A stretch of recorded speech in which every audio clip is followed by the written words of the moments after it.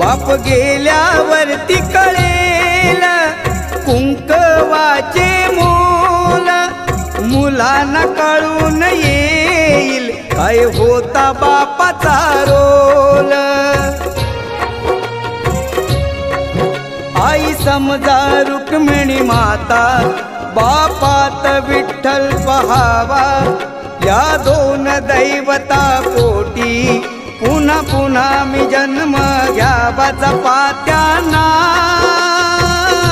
त्यांच्या म्हातारपणी बाप माझा वेदनांचा धनी।